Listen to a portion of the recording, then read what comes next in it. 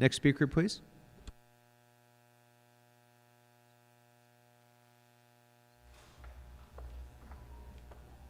Good morning, Speaker. If you could please remind us of the name that you signed up under and the items you would like to speak on. My name is Tony Hoover. It's item number 6. And I'm representing the Downtown Neighborhood Council on a community impact statement. Okay, so item number 6 is not open for public comment, but you can speak to it during your 1 minute of general public comment. And as Neighborhood Council, I believe you have 5 minutes as well. So Right. So I should wait? No, you can go right ahead. I can go ahead? Yes. Okay, great. But you'll have 5 minutes for the community impact statement. First of all, I'd like to start off by thank yous. I'd like to thank you to Councilmember De Leon and Rodriguez for bringing this motion to you. And I also would like to especially thank Sarah Flaherty in the council office for championing this project. I'm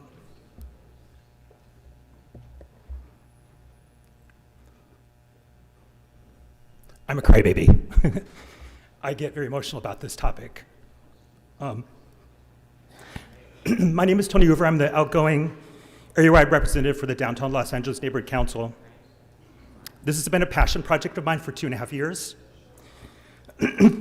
Cooper Donuts, Nancy Valverde Square, is an important moment in LGBTQ civil rights history, in not just Los Angeles, but in the nation.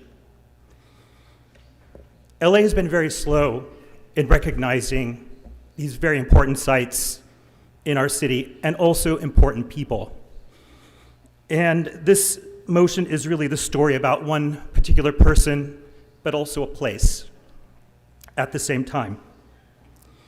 It's interesting as I come into City Hall, I see Fletcher Bowen Square. Fletcher Bowen was the mayor, if you don't know, in the early 1950s, and he championed an ordinance 5022 in Los Angeles, which has been on the books, was on the books since the late 19th century, but specifically targeted gender nonconforming persons.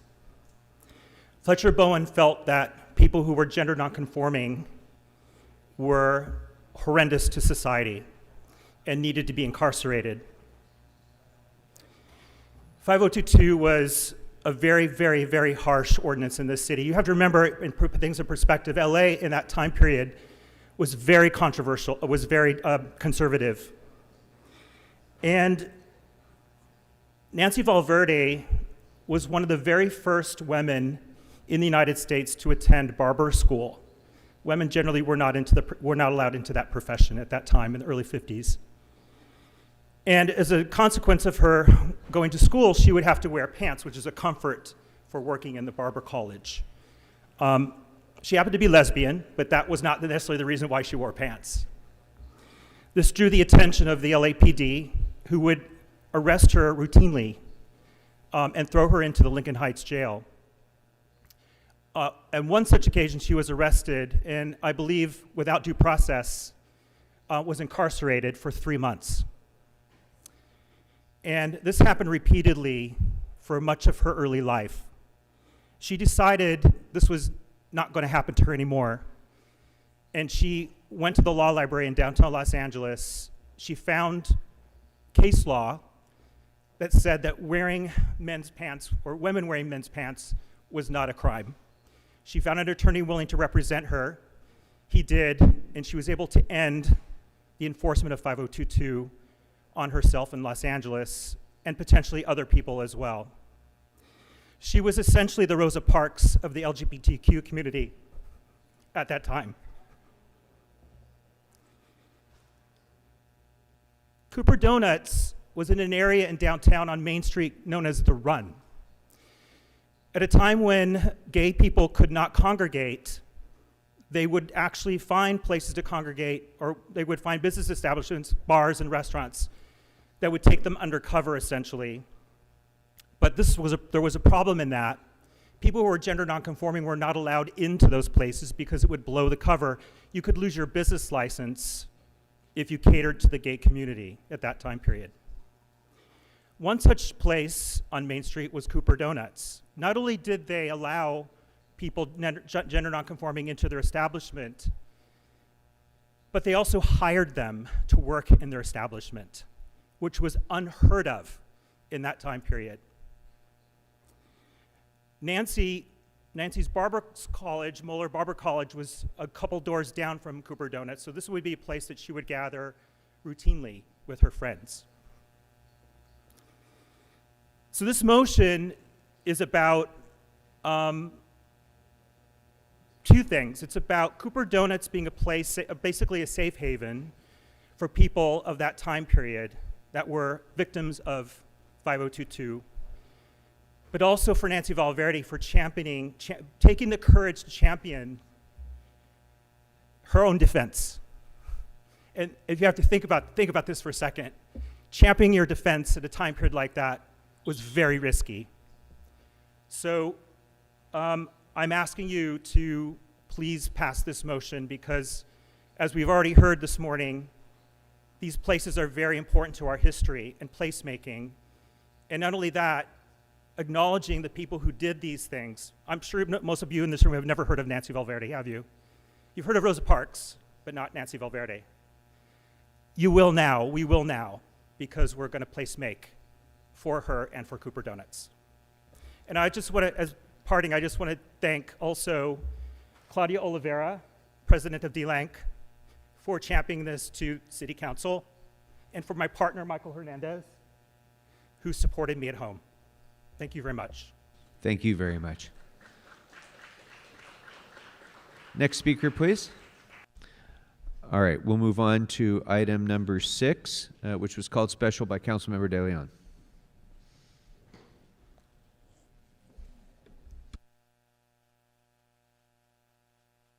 Mr. De Leon, on item number 6. Yes, thank you very much, Mr. President. Colleagues, today I rise in support of the motion to name the intersection at 2nd and Main Streets Cooper Donuts Nancy Valverde Square. Now, let me start out by saying that we would not be here today without the amazing, courageous, and unrelenting work of our downtown LA LGBTQI plus 2S community that has stood strong for more than 6 decades. Now, I want to thank the Downtown LA Neighborhood Council, the LGBTQI plus 2S community in downtown LA, and in particular, I want to thank the gentleman who spoke eloquently for 5 minutes from the heart with much passion. That's no other than our very own Tony Hoover. Tony Hoover, thank you very much for your compassion, for your steadfast commitment, for fighting to tell all of us the story of Nancy Valverde. Now, this past year, as we know, we have seen lawmakers across the country act out of prejudice to violate the rights of our trans community and LGBTQIA plus 2S people more broadly.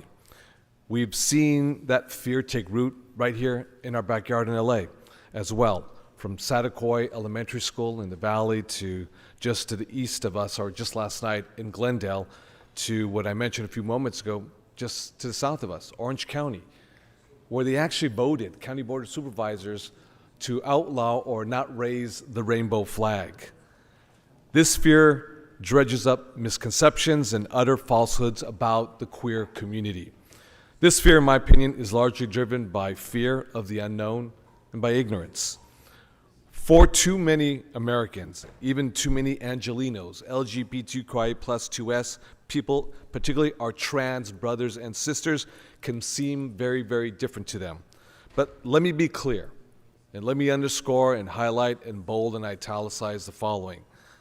This is not because LGBTQI plus 2S people are new to the city, to the state, to the country, to the world. Gay people, lesbian people, trans people, gender non-conforming people, intersex people, queer people have been around just as long as cisgender and heterosexual people. That's just the bottom line. However, we in mainstream society have for too long failed to acknowledge and affirm the existence and contributions of the full breadth of the LGBTQI plus 2S community. Now I'm going to uplift a point that folks here today made, who advocated for even the controversial polemic issue of the Morrisonite homes that would have raised more than 1% of cultural iconic places of gathering for our LGBTQI community. This would suggest that the LGBTQI plus 2S community has not been a part of our city's history. And this is why what we're doing today to mark Nancy Valverde Square is so important to us in the city of LA. That sends a message, a clarion call throughout the state and throughout the nation.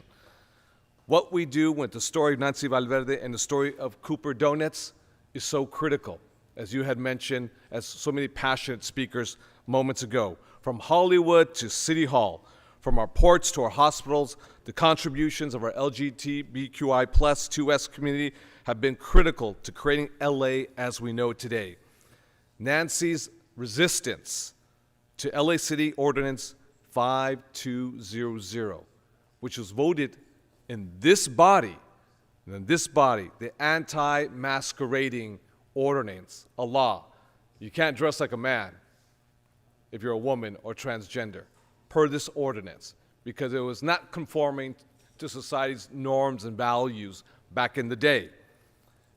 That's why Cooper Donuts' insistence on being welcoming to all people, regardless of gender presentation, helped carve out spaces of belonging in the city and county, whose government was openly hostile to the LGBTQI plus 2S community. I'm grateful that today our city looks so much different from the LA of back in the day. But the work to make LA a more inclusive place is ongoing, and sometimes it's messy, but it's ongoing, it's dynamic, and it's fluid. Today, colleagues, we can play a small role in making LA a much more welcoming place for all Angelinos.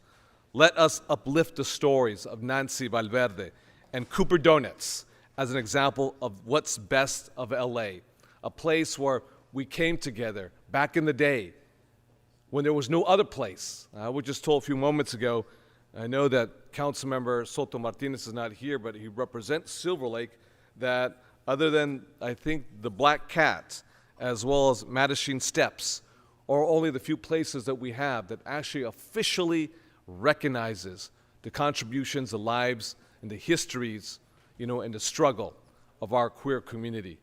Once again, I thank you and all of our DTLA community that has come together. I have learned, I didn't know about Nancy Valverde. Now a lot of folks will know about Nancy Valverde. And I do want to give a special recognition, because you pointed it out, to our very own Sarah Flaherty. Sarah Flaherty on my staff has carried us through from the beginning to the very end. And it is because of you also that we're here today to make this the official Nancy Valverde Square. Felicidades. Thank you very much. Thank you very much, Mr. President. Thank you. Thank you very much, Councilmember De Leon. And I would just add Oil Can Harry's to that list in the former Council District 2, now Council District 4. But I do want to thank,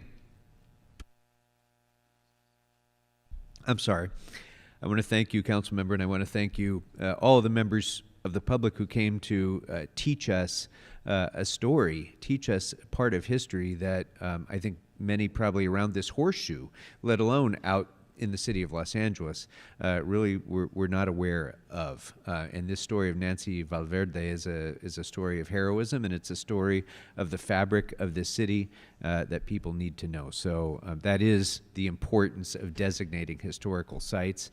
It's not just the designation, it's telling the stories as well and making sure that future generations understand what came before them. So thank you all very much for helping us to do that today. I see no other members wishing to be heard on this matter, so let's go ahead and open the roll, close the roll, and tabulate the votes. 13 good. ayes. Congratulations, everyone. Thank you. All right, that'll take us to item number 3, and I'd like to recognize Councilmember Harris Dawson.